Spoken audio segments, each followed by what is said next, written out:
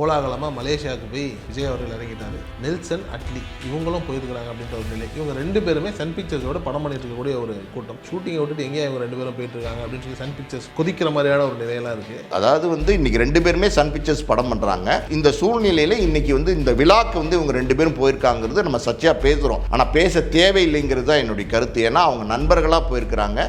அவங்க நண்பர் அடுத்த தளத்துக்கு போகிறாரு. அந்த கடைசி படம் போது அது ஒரு சிறப்பான விழாவாக ஏற்பாடு பண்ணியிருக்காங்கன்னும் போது அந்த விழாக்கு இவங்களுக்கு அழைக்கப்பட்டிருக்கு. இது ரொம்ப முக்கியம். அழைக்கப்படும் போது அங்கே நம்ம போகலான்னு நினச்சி முடிவெடுத்து போயிருக்காங்க. இதில் எந்த தப்பும் கிடையாது.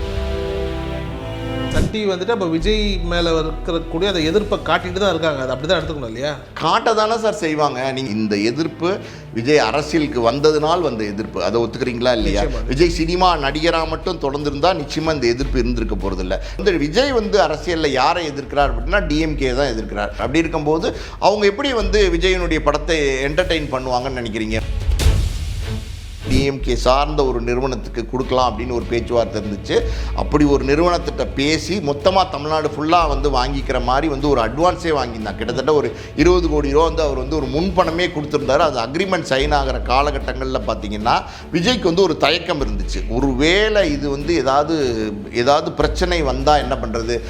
இவங்க அந்த நிறுவனம் சார்ந்தவங்களாக இருக்காங்களே, அவங்கக்கிட்ட போய் கடைசி படத்தை கொடுத்தோம்னா அவங்க சரியாக அது கொண்டு போய் சேர்ப்பாங்களா? தேட்டர் சரியாக எடுப்பாங்களா? சரியாக பப்ளிசிட்டி பண்ணுவாங்களா? அது சரியா ரீச் பண்ண முடியுமா? அப்படிங்கிற ஒரு எண்ணம் இருக்கு. மீடியா ஸ்கொயர் நேயர்களுக்கு வணக்கம். நான் உங்கள் அஷ்ரஃப். இன்று நம்மோடு இருப்பது தயாரிப்பாளர் பாலாஜி பிரபு அவர்கள். வணக்கம் சார். வணக்கம்.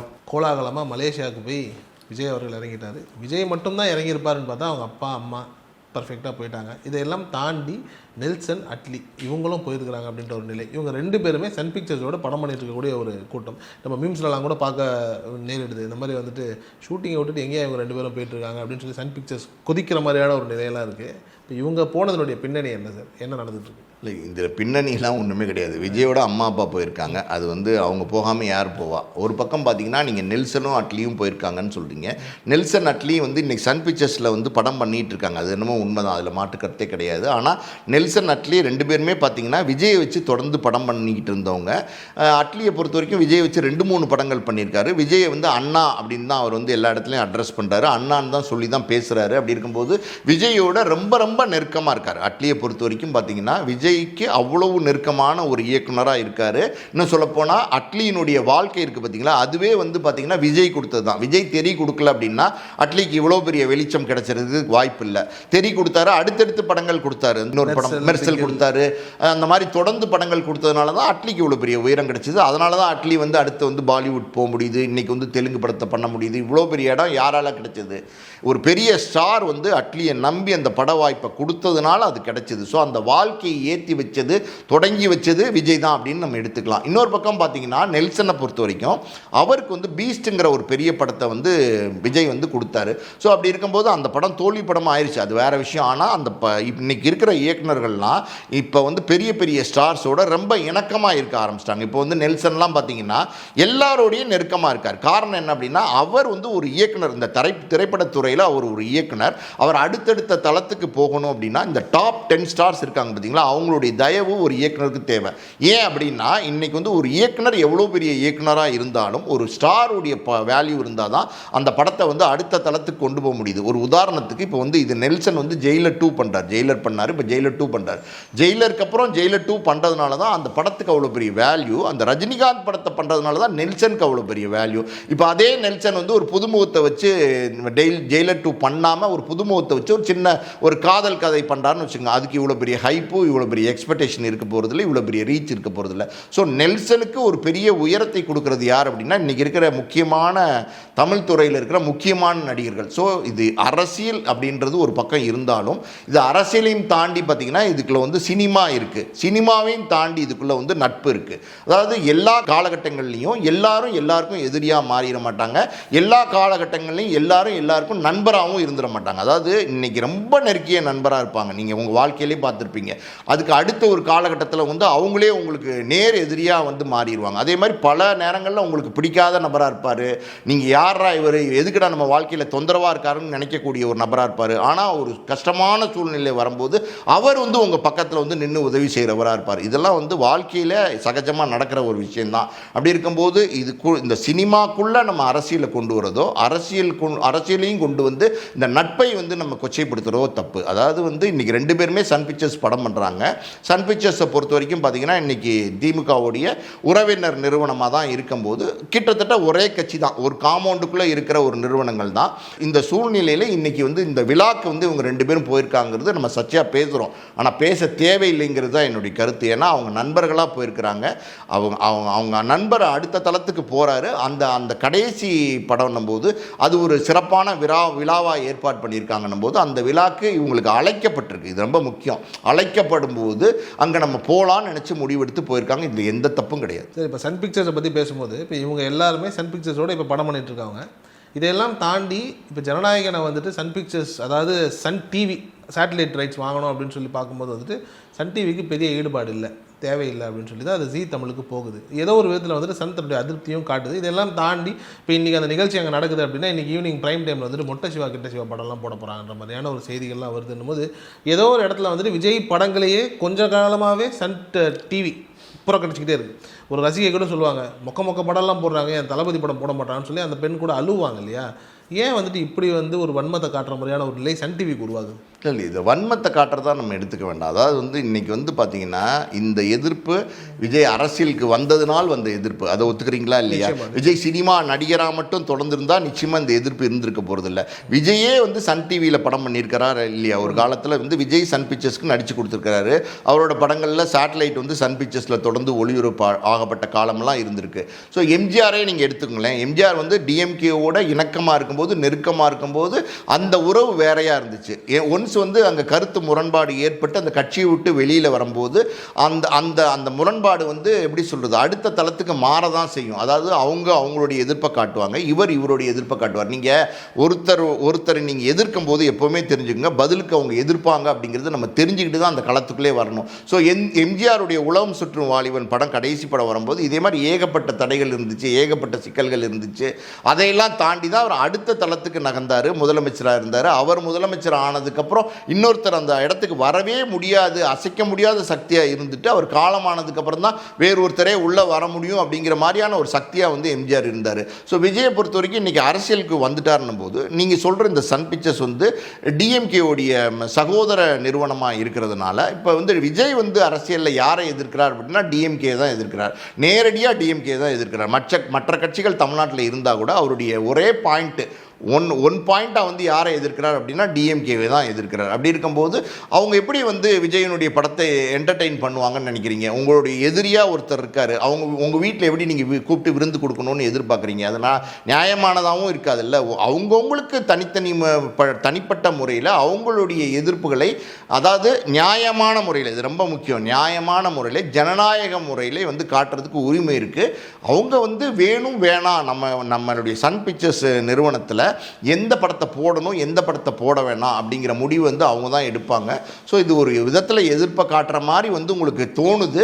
பட் இது வந்து அவங்களுடைய டிசிஷன் தான், நம்ம தப்பாலாம் பேசுறதுக்கு ஒன்றும் இல்லை. பட் சன் டிவி வந்துட்டு அப்போ விஜய் மேலே இருக்கக்கூடிய அதை எதிர்ப்பை காட்டிட்டு தான் இருக்காங்க. அது அப்படி தான் எடுத்துக்கணும் இல்லையா? காட்ட தானே சார் செய்வாங்க. நீங்கள் வந்து ஒன்றுமே இல்லை, ஒரு எதிர் வீட்டில் இருக்கீங்க, நீங்கள் ஒரு வீட்டில் இருக்கிறீங்க, உங்கள் வீட்டில் எதிர் வீட்டில் இருக்கிறவருக்கும் உங்களுக்கும் ஏதோ ஒரு பிரச்சனை, நீங்கள் வந்து 2 பேரும் வந்து பிரச்சனைன்னும் போது 2 பேருக்கும் ஒரு சண்டை சச்சரவு ஆயிடுச்சு, பிரச்சனை ஆயிடுச்சு போது நீங்கள் 2 பேரும் வெளியில் கேட்டை விட்டு ஒரே காலகட்டத்தில் வெளியில் வரும்போது ஒருத்தரை பார்த்து சிரிச்சுப்பீங்களா, குட் மார்னிங் சொல்லிப்பீங்களா? அதுக்கு முன்னாடி நீங்கள் 2 பேரும் வந்து அந்த வீட்டுக்கு வர சூழ்நிலையில் நண்பர்களாக இருந்த காலகட்டத்தில் ஹலோன்னு சொல்லியிருப்பீங்க, இல்லை சார் கிளம்பிட்டீங்களான்னு சொல்லியிருப்பீங்க, ஆஃபீஸ் போகிறீங்களான்னு சொல்லியிருப்பீங்க, சாப்பிட்டீங்களான்னு கேட்டிருப்பீங்க. இப்போ கேட்பீங்களா?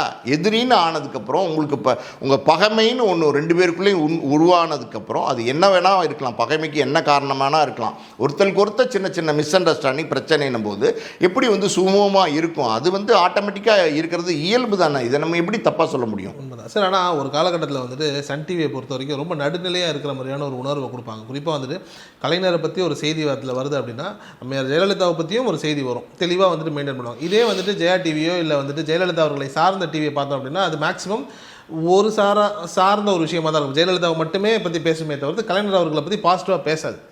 அப்படி ஒரு நடுநிலையை மெயின்டைன் பண்ணிட்டு இருந்தது தான் அது சன் நியூஸாக இருக்கட்டும், சன் டிவியாக இருக்கட்டும். இப்போ விஜய்க்கு மட்டும் ஏன் அந்த பாரபட்சம், அந்த இடத்துல அவங்க மெயின்டைன்? நீங்கள் வந்து நடுநிலையை மெயின்டைன் பண்ணலேன்னு சொல்லவே முடியாது. நீங்கள் எப்படி நடுநிலையை மெயின்டைன் பண்ணலேன்னு சொல்ல முடியும்? நீங்கள் சொன்னீங்க கலைஞரை பற்றி ஒரு செய்தி வந்தால் ஜெயலலிதா பற்றி ஒரு செய்தி வரணும். இப்போ கூட சன் டிவியில் வந்து பார்த்தீங்கன்னா பிஜேபியோட விளம்பரங்கள்லாம் வரும், தொடர்ந்து வரும், பார்த்துருப்பீங்கன்னு நினைக்கிறேன். ஸோ அப்படி இருக்கும்போது அவங்க வந்து அரசியலில் அவங்களுடைய கொள்கைகளை வந்து சரியாக கட்டமைச்சிருக்காங்க. அதாவது வந்து இது வந்து ஒரு கமர்ஷியல் நிறுவனம். இந்த கமர்ஷியல் நிறுவனத்தில் வந்து அரசியல் சார்ந்து நம்ம போட வேண்டிய விஷயங்களை போடுறாங்க. அது வந்து அதுவும் வந்து அவங்களோட முடிவு தான். இப்போ நீங்கள் விஜயுடைய படத்தை வந்து போடலை அப்படிங்கிறதுக்காண்டியே அவங்க வந்து நடுநிலையாக இல்லைன்னு எப்படி சொல்ல முடியும்? விஜயனுடைய படம் ஒன்று வந்து எல்லா சேனல்லையும் போடுறாங்க, அப்போ வந்து விஜயனுடைய படத்தை போடல, இவங்க வந்து தவிர்க்கிறாங்க, அப்படின்னா நடுநிலை இல்லைன்னு சொல்ல முடியும். இப்போ எப்படி நம்ம சொல்ல முடியும்? வந்து அவருடைய படத்தை வாங்கலைன்னா இவர் கொடுக்கறதுக்கு விரும்பாமல் இருந்திருக்கலாம். இவர் வந்து சன் பிக்சர்ஸ்க்கு கொடுத்தா, சன் டிவி நிறுவனத்துக்கு கொடுத்தா நம்ம படத்தை எப்படி சரியாக கொண்டு போய் சேர்ப்பாங்கங்கிற தயக்கங்கள் வந்து ஒரு நடிகராக அரசியலுக்கு வந்ததுக்கப்புறம் பார்த்தீங்கன்னா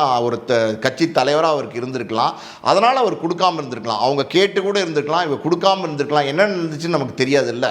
அதே மாதிரி இந்த டிஸ்ட்ரிபியூஷன் ரைட்ஸை கூட வந்துட்டு சன் தரப்புலேருந்து யாரோ கேட்டதாகவும் அதையும் வந்துட்டு விஜய் கொடுக்க மறுத்துறதாகவும் ஒரு நிலை ஒன்று இருக்குது.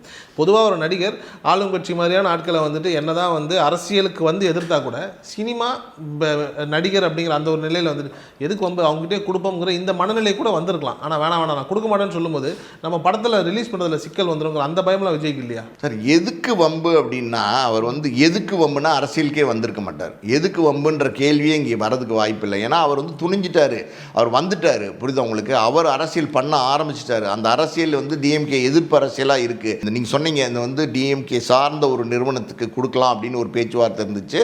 அப்படி ஒரு நிறுவனத்திட்ட பேசி மொத்தமாக தமிழ்நாடு ஃபுல்லாக வந்து வாங்கிக்கிற மாதிரி வந்து ஒரு அட்வான்ஸே வாங்கியிருந்தாங்க. கிட்டத்தட்ட ஒரு 20 கோடி ரூபா வந்து அவர் வந்து ஒரு முன்பணமே கொடுத்துருந்தாரு. அது அக்ரிமெண்ட் சைன் ஆகிற காலகட்டங்களில் பார்த்தீங்கன்னா விஜய்க்கு வந்து ஒரு தயக்கம் இருந்துச்சு. ஒருவேளை இது வந்து ஏதாவது பிரச்சனை வந்தால் என்ன பண்ணுறது? இவங்க வந்து அந்த நிறுவனம் சார்ந்தவங்களாக இருக்காங்களே, அவங்கக்கிட்ட போய் கடைசி படத்தை கொடுத்தோம்னா அவங்க சரியாக வந்து அது கொண்டு போய் சேர்ப்பாங்களா? தேட்டரு சரியாக எடுப்பாங்களா? சரியாக பப்ளிசிட்டி பண்ணுவாங்களா? அது சரியாக ரீச் பண்ண முடியுமா? அப்படிங்கிற ஒரு எண்ணம் வந்து இயல்பாக வருது தானே சார். நீங்கள் வந்து ஒருத்தர் நம்பிக்கை இல்லாத ஒருத்தர்னு வச்சுக்கோங்களேன், நீங்கள் வீட்டு பூட்டி அந்த சாவியை அவர் கையில் கொடுத்துட்டு போவீங்களா? எதிர் வீட்டுக்காரராகவே இருக்கார், நம்பிக்கை இல்லை உங்களுக்கு. உங்கள் வீட்டை பூத்திட்டு சார் நான் 4 நாள் ஊருக்கு போகிறேன், இந்த சாவி நீங்கள் வச்சுக்கோங்க, ஏதாவதுனா வேணும் திறந்துக்குங்கன்னு சொல்லி கொடுத்துட்டு போவீங்களா? நம்பிக்கையான ஆளாக இருந்தால் என்னென்னு செய்வீங்க? நீங்கள் இந்த வீட்டிலே வந்து இருந்துக்குங்க 4 நாள்னு சொல்லிட்டு போவீங்க. அப்படி இருக்கும்போது ஒரு நம்பிக்கை இல்லாத ஒரு சூழ்நிலை வரும்போது கொடுக்கறதுக்கு யோசனை வர்றது வந்து சரியான யோசனை தான். அந்த யோசனையில் தான் வந்து பார்த்திங்கன்னா அந்த முதல்ல முன்பணம் கொடுத்தவருக்கு அவருடைய பணத்தை திருப்பி கொடுத்துட்டு மொத்தமாகவே இந்த 9 ஏரியா, முதல்ல 7 ஏரியா தான், இப்போ வந்து ஒரு ஏரியாவை 3ஆக பிரிச்சுட்டாங்க. அதனால் 9 ஏரியாவும் பார்த்திங்கன்னா வேறு வேறு டிஸ்ட்ரிபியூட்டருக்கு தனித்தனியாக வியாபாரம் பண்ணியிருக்காங்க. நீங்கள் ஒருத்தருக்கு கொடுத்தா பிரச்சனை வருமோன்னு ஒரு யோசனை உங்களுக்கு இருக்குது, அதனால் பிரித்து கொடுத்துட்டாங்க.